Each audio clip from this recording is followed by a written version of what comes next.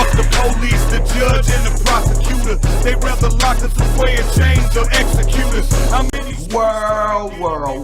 World. Good day, world. Today, world. I got a special guest in the house. Want to help me talk about this situation, this little episode, this breaking news that we gonna kick it about. To Eco. What's up, world? Eco here. Okay, world. Today, world, I want to talk about What's up, world?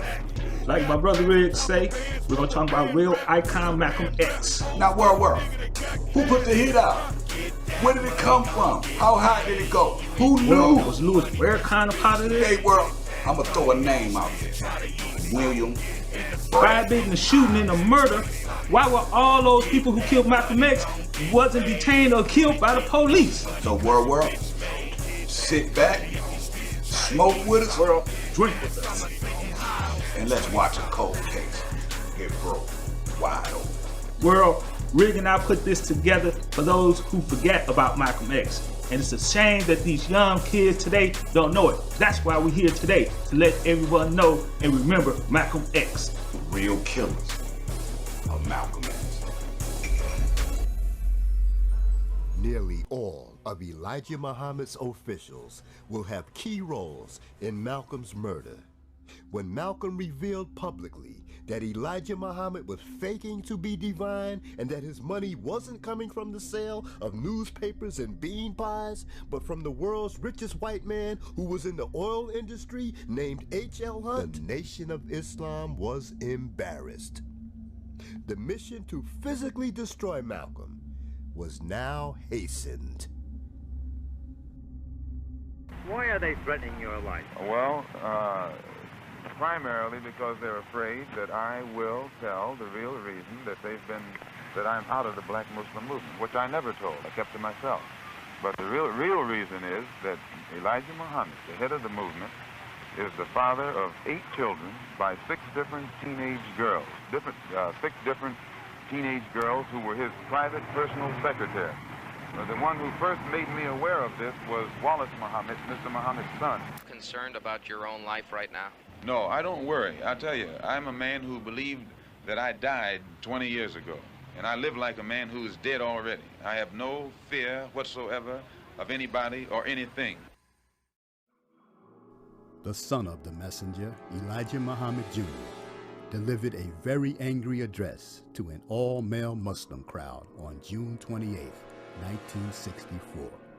Elijah Muhammad Jr. announced that Malcolm's 10-year rule was over.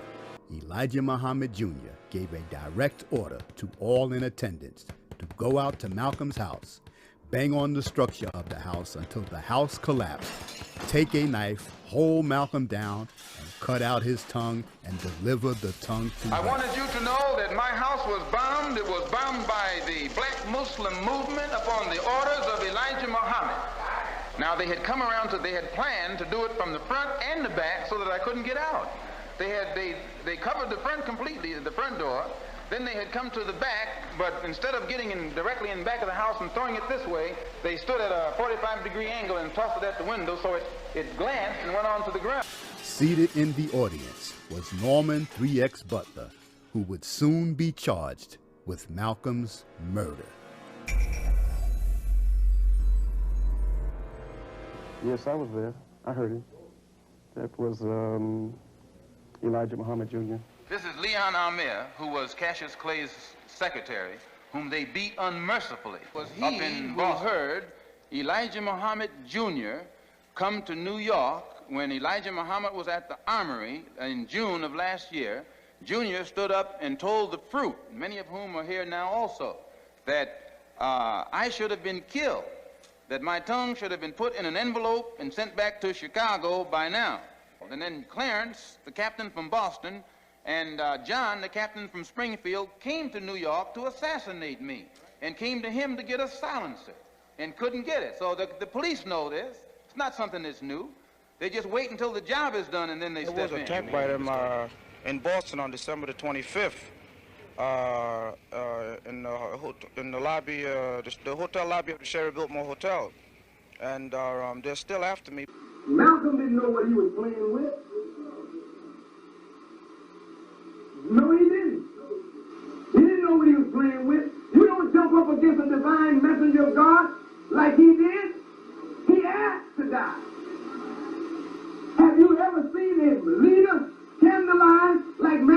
scandalize Muhammad? Have you ever heard of anything like that? Don't you know if you scandalize a man who's loved and honored by the people, what are you asking for? You're asking for death. And he got what he asked for. What have you got to say about it? Did you teach Malcolm? Did you make Malcolm? Did you clean up Malcolm? Did you put Malcolm out before the world? Was Malcolm your traitor or was he ours? And if we dealt with him like a nation deals with a traitor, what the hell business is it of yours? You just shut your mouth and stay out. One day soon we will punish you with death. We're going to punish the traitor and make the traitor beg for forgiveness. The events that led up to the assassination began on the morning of February 21st, 1965, with the arrival of Minister Louis X. Farrakhan from Boston's Mosque Number 11, along with his captain of that mosque named Clarence X. Gill. Seated along Clarence X. Gill were Nation of Islam members and strong-arm enforcers, Joseph Smoot and brothers Ronald and Roy Thompson, all notorious members of the Nation of Islam who had reputations for being psychopathic killers. The Boston crew were greeted and welcomed by Newark's two lieutenants, Edward Oliver and Agars Linwood X. Cathcart. Arriving shortly afterwards were Captain John X. Peters of the Springfield Mosque. It was Peters who failed in his attempt to get a silencer for his pistol to shoot Malcolm. Alongside Peters were various other Nation of Islam officials. In the blue vehicle sat the 5 assassins. The lead car in this deadly caravan was driven by Agars Linwood X. Cathcart. They would all drive over the George Washington Bridge and head for the Autobahn. Arriving from Newark, New Jersey, the assassination team walk into the ballroom and take their place in designated seats and wait to carry out their murderous mission. February 21. The Autobahn Ballroom on February 15, 1965, while addressing an audience, Malcolm is suddenly interrupted by a commotion in the rear of the ballroom. When Malcolm inquires about the cause of the commotion, a OAAU member replies, quote, "Just putting some seats down, that's all." This unquote. Disturbance would later be discovered to be the dry run dress rehearsal on the upcoming assassination of Malcolm on February 21, 1965. The only fear that exists is that you and I, once we get united, will also unite with our brothers and sisters. What's up? Okay. Y'all sit down, be cool. As you know, there was a dress rehearsal for Malcolm's assassination. You went in the back, told the brothers to put down the chairs. These were folding wooden chairs. The brothers started putting down the chairs and they started snapping like 22s. You would think it was a 22 gun. That's when the brothers jumped up and said, "Get out of my pocket." And those of us who were at the stage bolted from the stage, and Malcolm said, "Take it easy, take it easy, take it easy." Okay. Y'all sit down, be cool. On the last day of his life, on February 21st, 1965, Malcolm X appears at the Autobahn Ballroom extremely tired and exhausted. Backstage, he sits in the green room. Several times he gets up and peers from behind the stage curtains to monitor the arriving crowd. But suddenly, he notices something odd. He spots someone who looks like a lieutenant from a neighboring mosque. But Malcolm is unsure, or perhaps he's simply too tired to be certain or make mention of it. Malcolm returns to the green room and he tells a handful of his supporters that he has a bad vibe. Something isn't right. His street smarts kick into red alert. But for whatever reason, Malcolm X bypasses his internal warning system and goes out onto the stage. Lieutenant Linwood X arrives at the ballroom wearing his lapel pin and takes a seat. One of Malcolm's security men notices the lapel pin Linwood is wearing and asks Linwood why is he present at the ballroom. And I was one of the very first at the Autobahn Ballroom that day. Yes, sir. When I walked in, there was no security whatsoever. Linwood replies that he is present to hear Malcolm's program because lately he has been dissatisfied with Elijah Muhammad's I had my program. sun, moon, and star on because I was still a follower of the Honorable Elijah Muhammad. I just wanted to make, find out what was this confusion. Linwood is told that he must remove his lapel pin if he wants to remain in the ballroom. And brother came and got me up, and he searched me about 3 or 4 times. And said, "Why are you here, Brother Linwood?" And I said, "I'm here. I wanted to hear what Minister Malcolm Linwood was saying." submits and returns to a seat up close in front of the stage. Linwood knows good and well he came to the Audubon Ballroom to see Malcolm get blown away. Let's continue. So you had no contact with any of the brothers who they said that was the murderers? No way. Norman 3X Barton? No, I could never touch. No, never, not one. X Johnson? Name all day long. Okay, Not one. yes sir, okay. I could never harm one hair on the head of a man who preached that hard for the Honorable Elijah Muhammad. Yes, sir. I loved him. I love him now. I saw people moving around in the audience, up and down the aisles, checking, looking to see if they recognized him. But they recognized the lieutenant from the Newark Mosque in the front row and took him in the back and made him take off his pen, his Muslim pen, and then let him go back. He was sitting on the right-hand side there, somewhere in the same area, in the front rows nearby where Betty and the children were The seated. 2 principal men are surrounded by locked-armed Fruit of Islam soldiers. Oddly enough, Linwood X is one of the men in this photograph. It is apparent that Malcolm X, as Elijah Muhammad's chief minister, national representative, and spokesman, knew Linwood X from the neighboring mosque in Newark, New Jersey. To pull off the murder of Malcolm X successfully, the Nation of Islam had to first come up with an ingenious plan to get into the ballroom. The Ticketron pay-per-view affairs given by Mosque No. 7 were front-row assassination rehearsals that would start right inside the ballroom that the Nation of Islam would rent out, where a lieutenant named Linwood X would distract Malcolm's followers. All that was needed now was a guarantee that everyone would be in their proper places. Lieutenant Linwood X handpicks his team of men that will take care of Malcolm X. William Bradley, Talmadge Hayer, Albert Benjamin Thomas, John Kinley, also known as Wilbur McKinley, Leon Davis, and Clarence Gill. They're ready. They've rehearsed it for months. And now it's time to take out their target. William Bradley will be the lead shooter who will fire the first blast from his sawed-off shotgun. Lieutenant Linwood X could always rely on Bradley when serious enforcement had to be carried out. If Bradley was successful in this most important mission, he'd be set for life. Deprived night after night from getting a good night's rest and trying to stay alert from non-stop death threats and physical attacks, Malcolm is forced to start dangerously dabbling with over-the-counter sleeping aids. When Malcolm's house was firebombed, Malcolm stated that he saw someone running in his house and that the pistol that he fired didn't go off. Druggy from sedatives, Malcolm keeps his speaking engagement at the Ford Auditorium in Detroit on February 14, 1965. The bodyguard of Muhammad Ali, Clarence X. Gill, is appointed to take charge of the war against Malcolm X because of the lack of action to punish Malcolm by members of New York's Mosque No. 7. Clarence Gill is from the Boston Mosque. He is also a captain under Lewis X.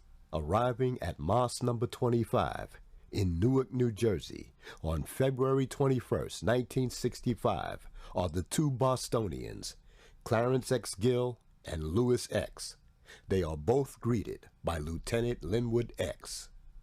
The assassination team decide that one of them will carry a special item hidden away in a body wrap with a zippered pocket in case there is a body search by Malcolm's security team. That special item is very important to the success or failure of the mission.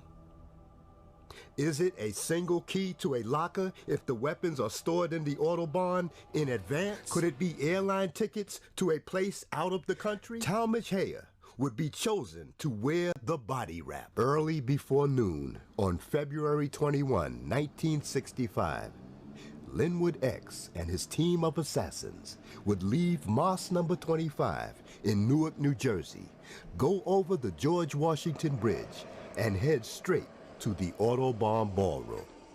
While driving, all they could talk about is how they were going to take Malcolm X off the planet. They let the car windows down while smoking some very powerful hashish that will help alter their state of mind and help prepare them for a most horrific act they were about to perform.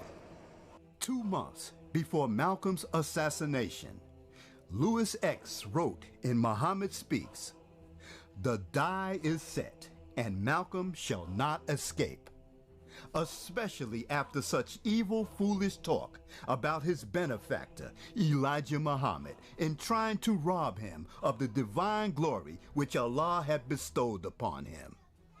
Such a man is worthy of death, and it would have been so were it not for Muhammad's confidence that God would give him the victory over the enemy. Aside from the horrible statement of Malcolm being worthy of death, it's also very chilling that Louis X's predictive words, "The die is set, and Malcolm shall not escape," clearly suggests that Louis X had foreknowledge of Malcolm's fate and knew of the rehearsals in the ballroom for Malcolm's murder long before the event took place. He shall not escape. He shall not escape. He shall not escape. He shall not escape. He shall not escape. When talk of Malcolm's irregular sleeping habits started to spread through the grapevine, a secret police agent named Gene Roberts, who gained Malcolm's trust, would report back to his superior named Tony Ulasewicz everything about Malcolm from A to Z. Something like knowing a person's sleeping habits or troubles may appear to be minor to most, but this was the type of thing that they could fully exploit, especially by an enemy. Gene Roberts fed the government enough information about Malcolm when calling in his daily reports. It was used to the maximum. Now the Nation of Islam members were even aware of Malcolm's inability to get a full night's rest. After scouting the entire area, the assassin team entered the ballroom and wait for the green ghost signal. The killers are now in the house. The die is set. Malcolm shall not escape.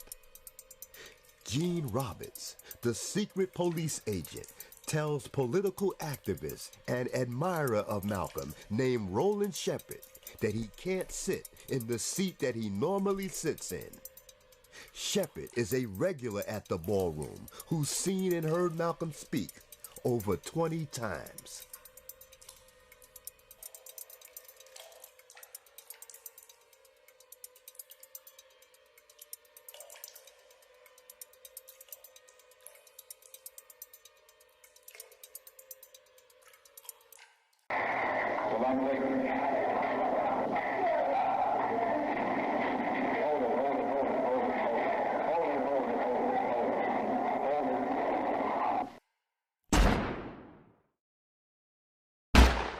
For maximum damage to the intended target, 00 buck, also called 00 buckshot, is used because of its large size and penetrating ability. The shot is so penetrating, it could easily go through the thick and tough hide of big game animals. Shotgun pellets went through main organs and lodged in his spine that will soon have to be chiseled out with crude sharp instruments during his upcoming scheduled autopsy.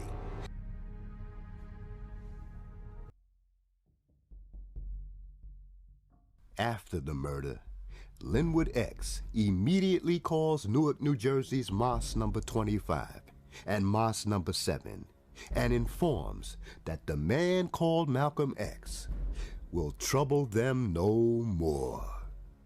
We shut that red nigger down. I loved him. I love him now. Also captured on film was the attempted escape of Talmadge Hayer, who was nearly pulled apart by Malcolm's followers. This amazing footage also reveals the presence of William Bradley, who has a copy of Muhammad Speaks in his coat pocket. Bradley is the man who fired the shotgun at Malcolm. Bradley, knowing that Haya was injured badly, has no choice but to go for the body wrap, Velcro tied to Haya's waist. If Malcolm's followers retrieve the contents of the body wrap, the whole thing could implicate many people, including some of Malcolm's people who were in on the plot. This slowed down footage shows Bradley retrieving the body wrap off of Haya's waist. The body wrap is highlighted with yellow and orange superimposed colors.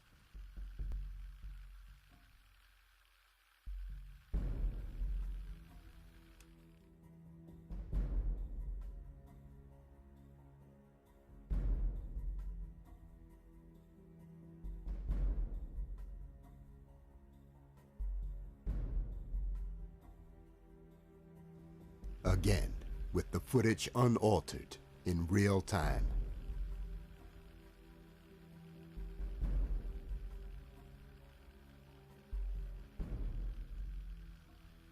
Once again, in real time, unaltered.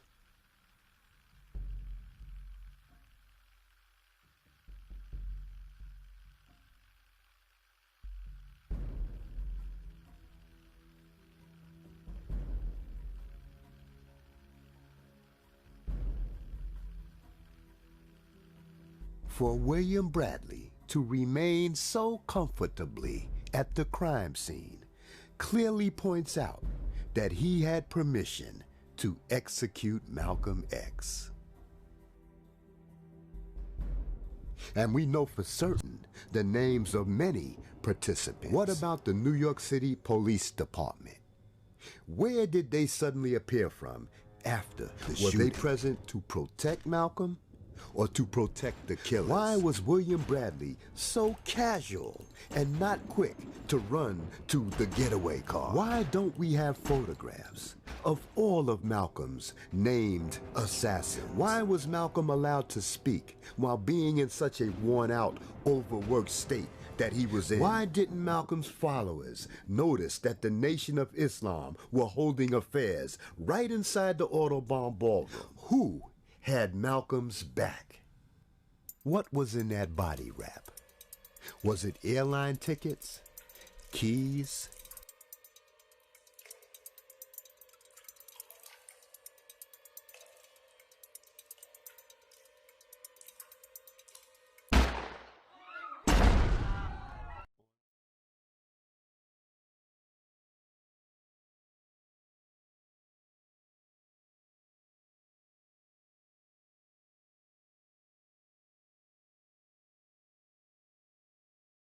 Now we want more answers.